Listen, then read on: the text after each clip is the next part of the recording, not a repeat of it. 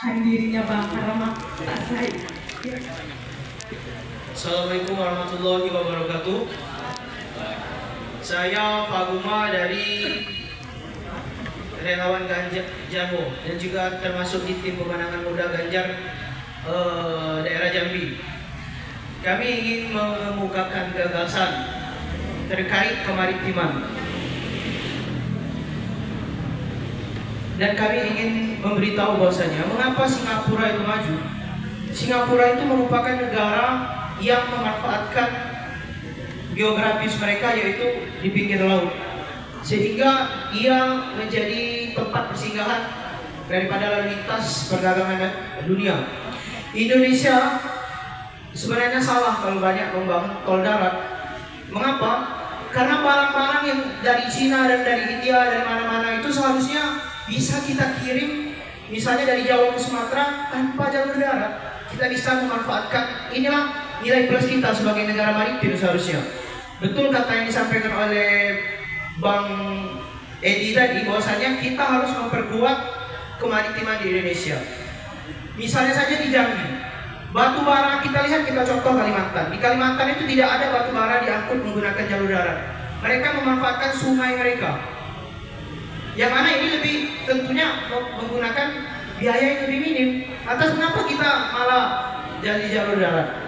Itu kita mempunyai sungai yang paling panjang di Sumatera. Kita bisa manfaatkan Batanghari itu untuk mengangkut batu bara.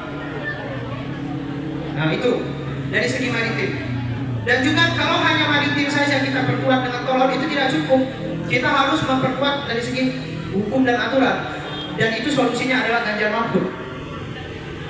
Kita ketahui bahwasanya narkoba masuk dan lain sebagainya. Kita ketahui dan Pak Mahfud mengatakan bahwasanya Indonesia ini darurat hukum. Misal emas masuk ke Indonesia itu seharusnya memiliki pajak misalnya 10 miliar. Tapi karena ada kong kali kong antara penguasa atau pejabat yang berkepentingan, itu dibuatlah pajak itu hanya 2 miliar. Oknumnya lagi-lagi jawabannya adalah diperbaiki masalah hukumnya. Dan itu tidak kita dapati solusi itu daripada capres lain. Itu hanya ada di Ganjar Mahfud. Ketegasan Bapak Mahfud yang sudah terbukti itu bisa menjawab semua persoalan dari segi hukum. Kita lihat narkoba bisa masuk ke Jambi itu semua dari laut. Coba kalau kita perkuat benteng pertahanan kita dari laut, mudah-mudahan narkoba itu tidak akan masuk lagi. Mudah-mudahan pajak-pajak yang emas yang seharusnya 10 miliar tidak lagi dipotong menjadi 2 miliar. Nah, lagi-lagi masalah hukum. Karena negara itu tidak akan maju kalau hukumnya saja tidak adil. Dan itu tidak kita temui pada visi-misi capres lain. Itu lagi-lagi ada di capres Ganjar Mahfud. Itu jawabannya. Bapak Mahfud yang sudah teruji dengan ketegasannya dan juga dipasangkan dengan Bapak Ganjar yang sangat teruji masalah anti korupsi dan lain sebagainya. Itu semua adalah tugas kita semua untuk mendukungnya. Ganjar Mahfud menang. Ganjar Mahfud menang.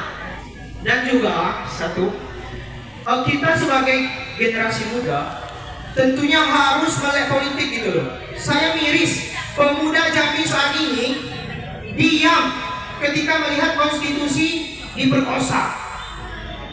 Kemana pemuda kita? Kenapa tidak ada suara gitu? Padahal idealisme adalah kelewat terakhir yang dimiliki oleh pemuda. Tapi mengapa idealisme itu terdahdai saat ini? Kita diam melihat konstitusi ngomong-ngomong aturan. Saat ini KPU mau membuat tidak ada debat cawapres dan lain sebagainya. Kecurangan dari awal sudah dipertontonkan. Kenapa kita diam? Tugas kita semua melawan dengan cara apa? Kita menangkan Ganjar Mahfud. Demikianlah kami akhiri